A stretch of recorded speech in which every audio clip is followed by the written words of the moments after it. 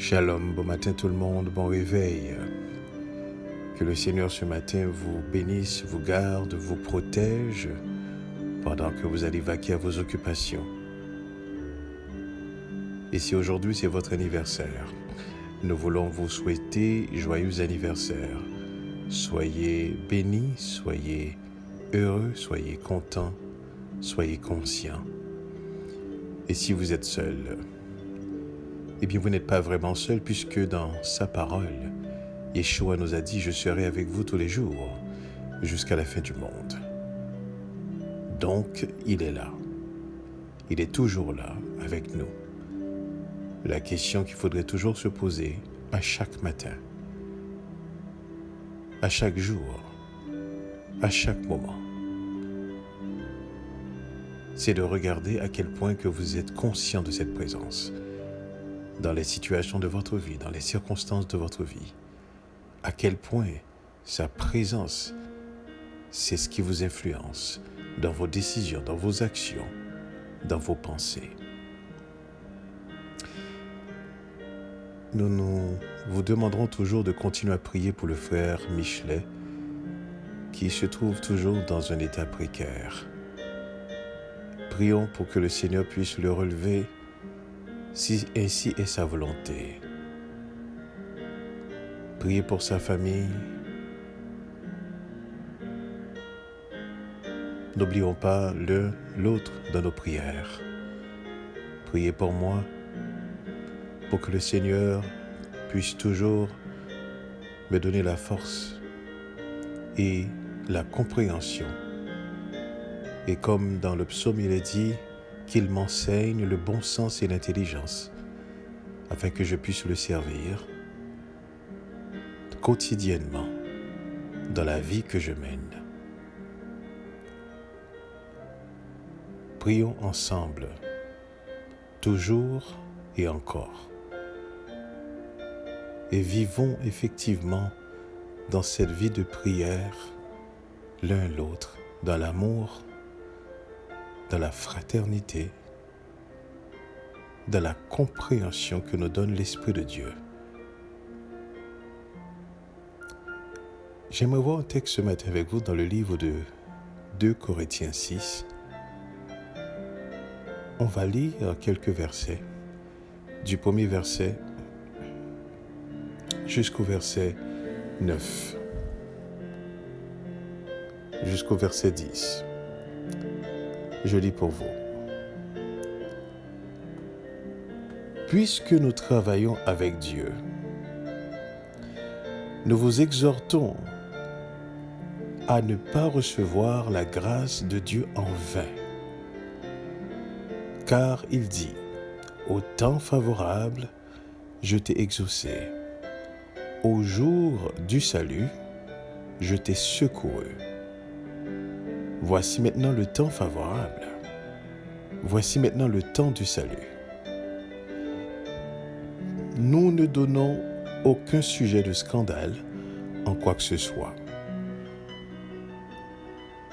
afin que le ministère ne soit pas un objet de blâme.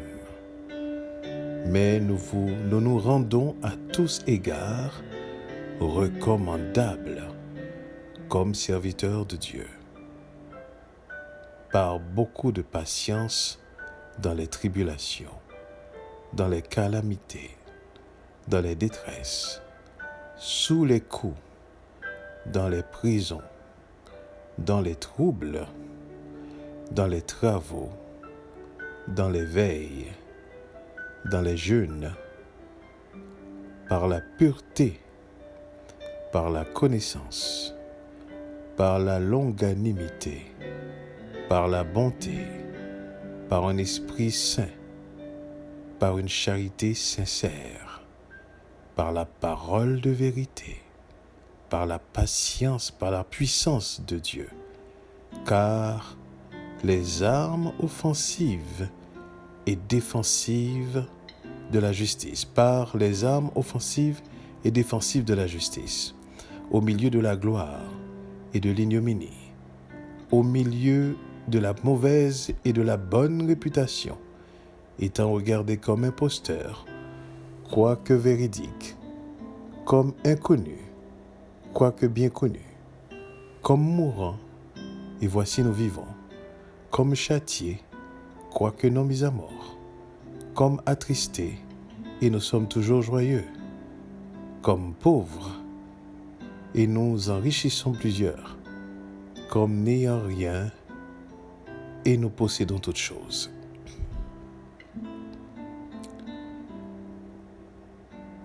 Dans ces versets, ici Paul fait le résumé de la vie du croyant dans son temps. En lisant ces paroles, nous pouvons avoir une idée de la façon que Paul vivait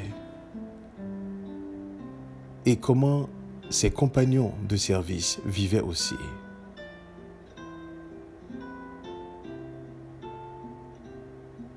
Et Paul voulait encourager les chrétiens, les croyants de Corinthe, de ne pas avoir peur, de ne pas craindre effectivement ces épreuves. Et c'est l'une des raisons pour laquelle il a commencé à leur dire dans le chapitre 6, qui est quelque chose d'extrêmement important, très important, à savoir, puisque nous travaillons avec Dieu. Puisque nous travaillons avec Dieu. Quand je lis ce passage, c'est la phrase redondante qui me vient à l'esprit. Puisque nous travaillons avec Dieu.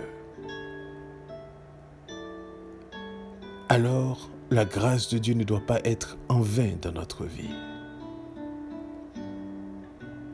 Puisque nous travaillons avec Dieu, nous ne donnons aucun sujet de scandale en quoi que ce soit. Puisque nous travaillons avec Dieu, nous sommes recommandables. Puisque nous travaillons avec Dieu, nous exerçons de la patience dans les tribulations. Nous exerçons de la patience dans les calamités. Nous exerçons de la patience dans les détresses, sous les coups, dans les prisons, puisque nous travaillons avec Dieu. Donc ce n'est pas le fait de souffrir.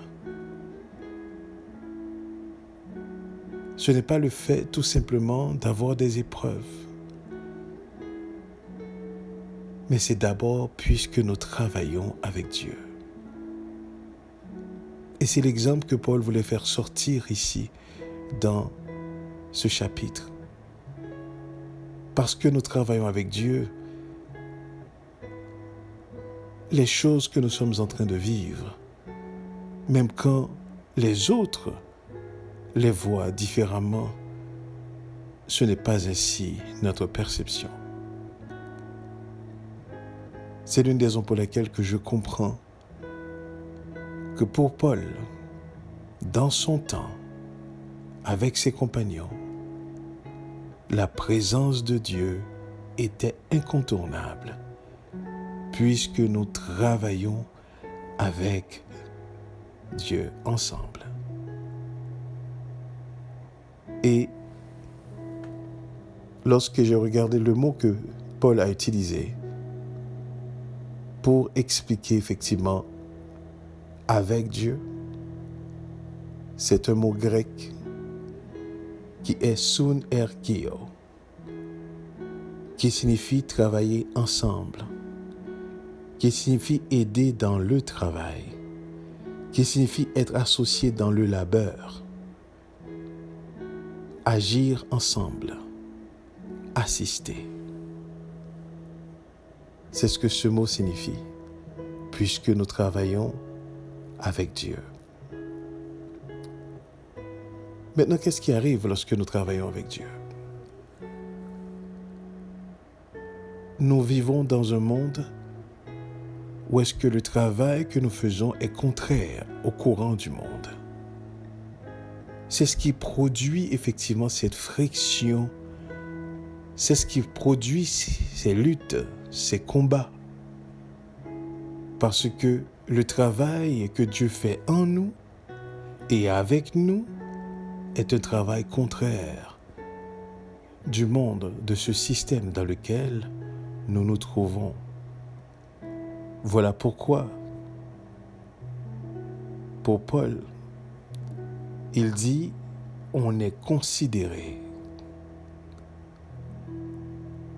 On est considéré différemment.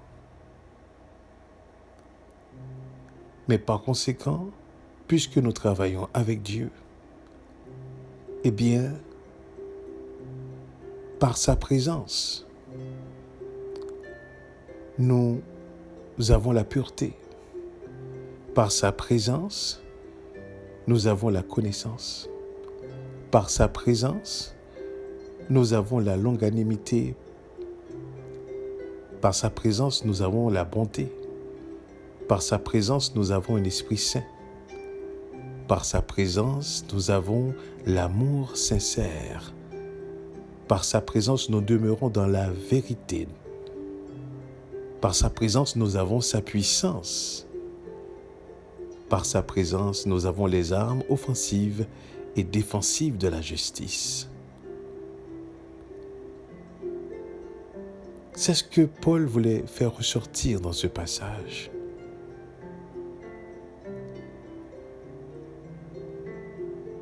Par la présence de Dieu, ce qu'on vit est complètement différent de la manière dont les gens autour de nous le peuvent percevoir. C'est pour cela, tout ce qu'il va dire dépend de cette première phrase, puisque nous travaillons avec Dieu. Et c'est pour ça que ce contraste vient justement lorsqu'on considère le travail qu'on fait avec Dieu peut être perçu différemment par les gens autour de nous qui ne comprennent pas, ceux qui n'ont pas l'Esprit de Dieu. Car ce n'est pas parce que nous faisons un travail avec Dieu que les gens autour de nous vont comprendre. Qui va les aider à comprendre? Parce que vous ne pouvez pas comprendre les choses de Dieu si ce n'est par l'Esprit de Dieu.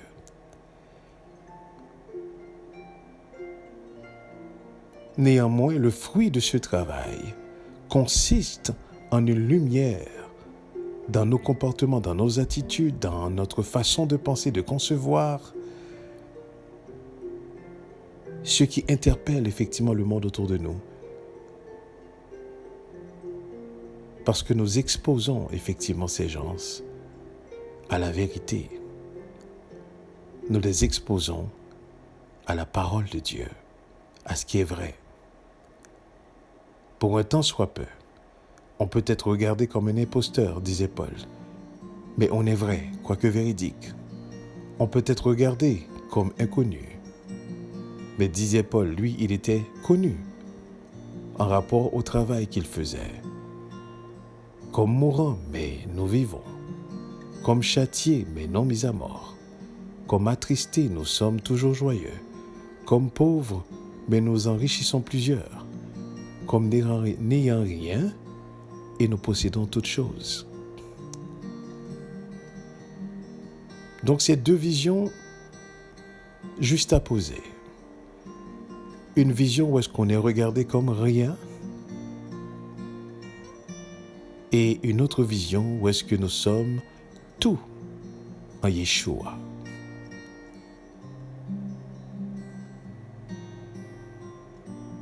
Donc ce matin, je vous inviterai à faire ceci,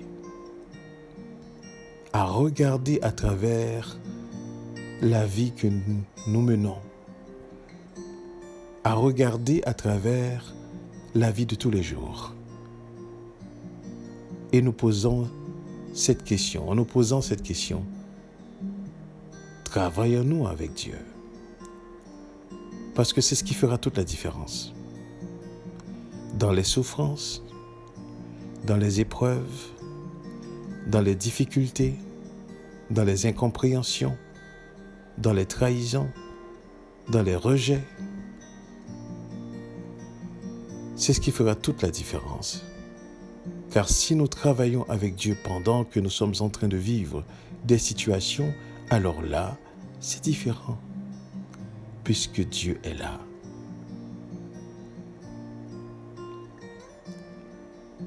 Donc nous devons nous poser la question, travaillons-nous avec Dieu? Maintenant, qu'est-ce qui arrive lorsqu'on travaille avec Dieu?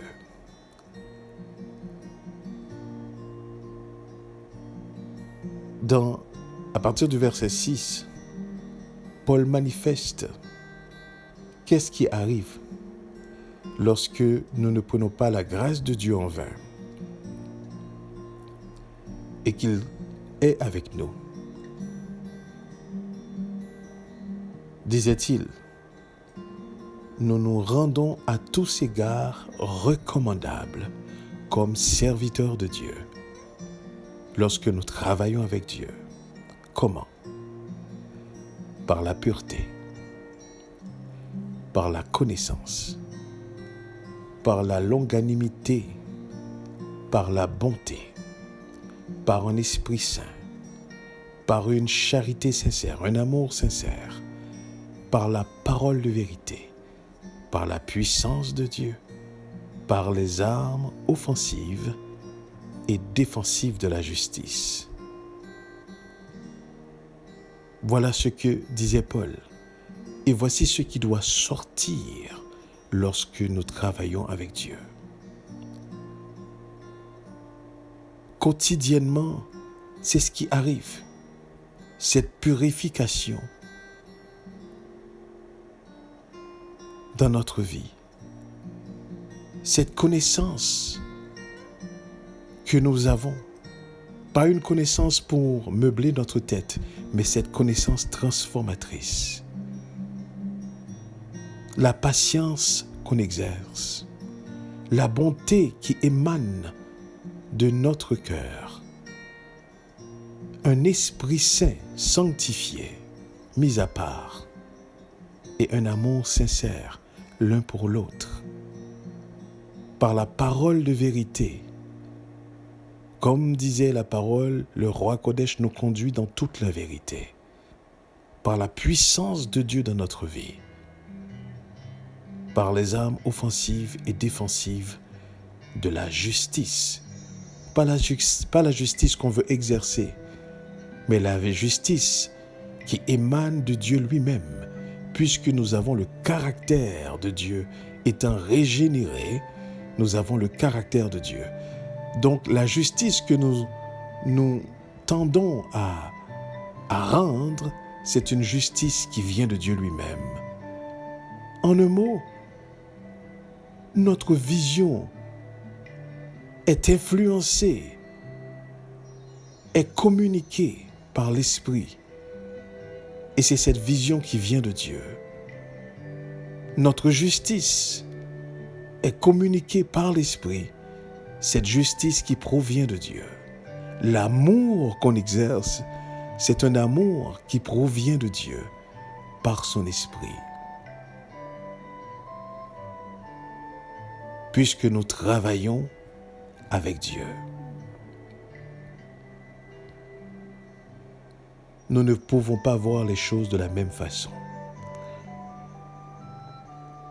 Dans nos moments de difficulté, nous voyons ces difficultés selon Dieu, puisque nous travaillons avec lui. Dans nos moments d'épreuve, nous voyons l'épreuve selon Dieu, puisque nous travaillons avec lui.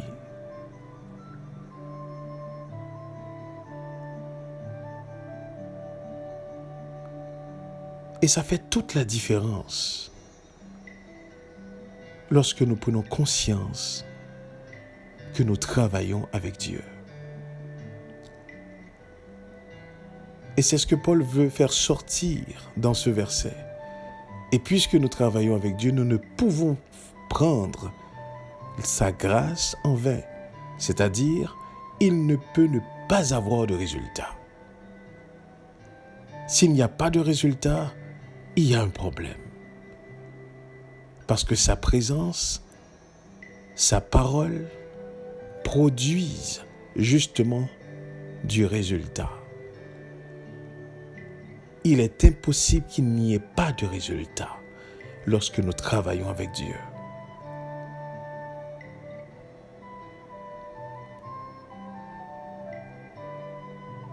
Voilà pourquoi ce matin, la question qu'il faudrait se poser, en examinant sa vie de tous les jours, travaillons-nous avec Dieu? Ou faisons-nous ce travail tout seul?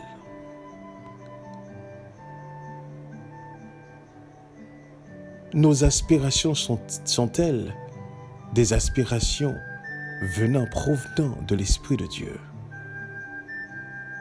Ou nos aspirations sont des aspirations purement humaines?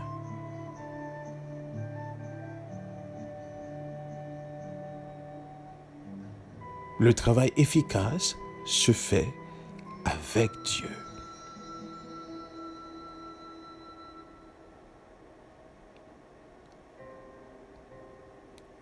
Voilà ce que Paul voulait faire sortir dans ce passage, en nous donnant l'exemple de sa vie, de son ministère,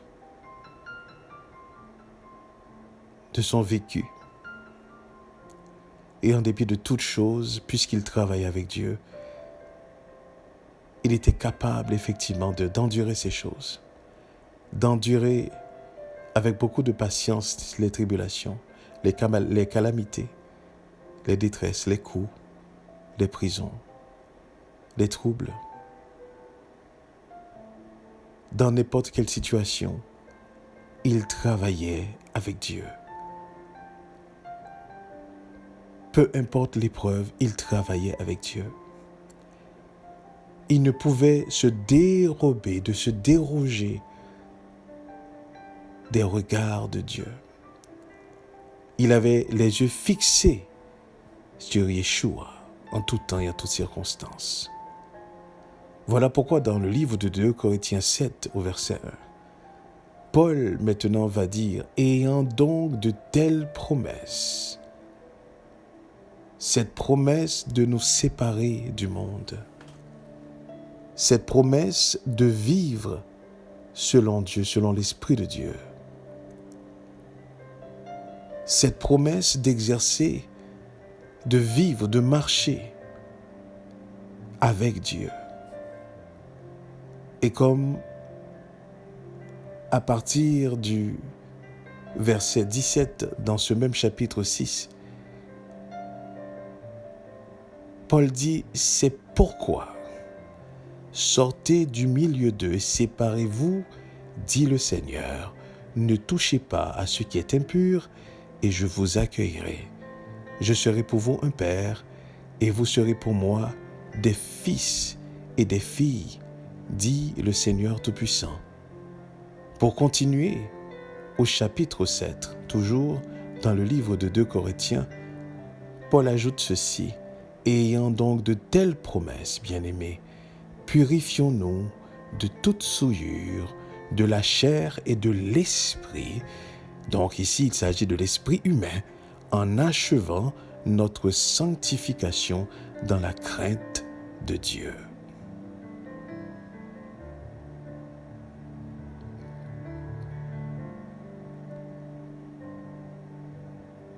Nous devons absolument, dans la vie de tous les jours, nous assurer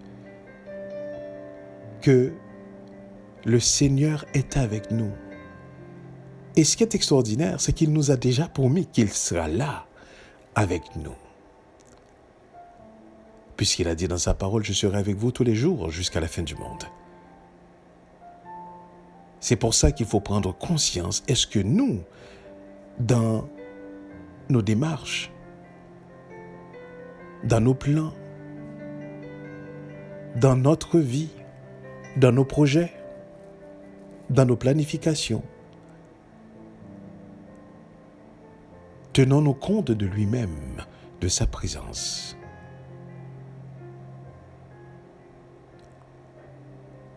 Vous savez ce qui est extraordinaire lorsque vous avez une relation, c'est que vous êtes lié avec la personne avec laquelle vous développez cette relation. Et à partir du moment que vous avez une relation, il n'y a rien que vous pouvez faire sans effectivement tenir compte de l'autre partenaire. Donc dans la vie de tous les jours, puisque nous sommes en relation avec Dieu, nous devons tenir compte effectivement de lui-même dans nos projets, dans tout ce qu'on fait. C'est ça, prendre conscience de sa présence. C'est de tenir compte de lui-même. C'est de chercher son approbation. C'est de chercher sa volonté dans nos plans, dans tout ce qu'on fait.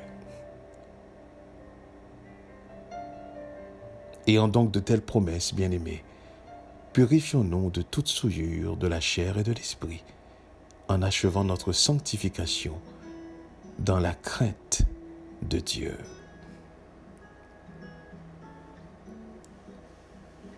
Puisque nous travaillons avec Dieu, il va y avoir des moments d'épreuve, de difficulté. Mais souvenons-nous, nous travaillons avec Dieu. Il est là avec nous. Ce n'est pas parce qu'il y a des épreuves. Et si vous remarquez bien, vous allez voir que la majorité, sinon tous les serviteurs de Dieu, ont toujours vécu des épreuves et des temps difficiles. Mais ce qui va faire la différence, c'est que pendant ces temps d'épreuves et de difficultés, les serviteurs, les servantes de Dieu tenaient compte de sa présence.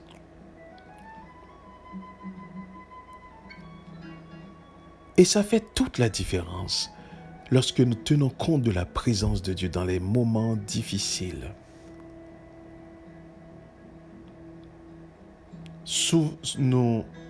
En nous souvenant de ses promesses, de sa parole.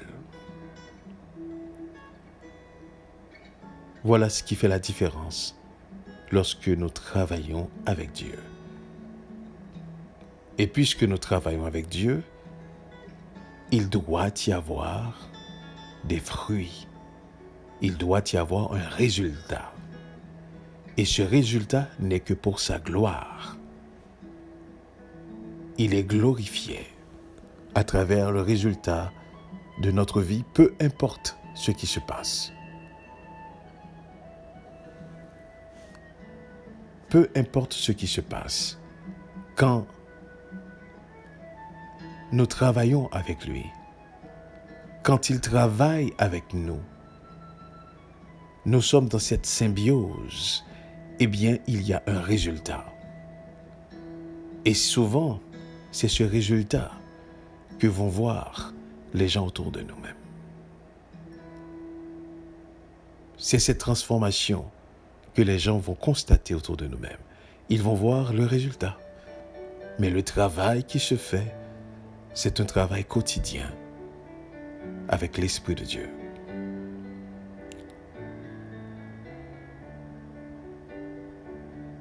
Alors, comme Paul a recommandé dans son temps, aux croyants de Corinthe,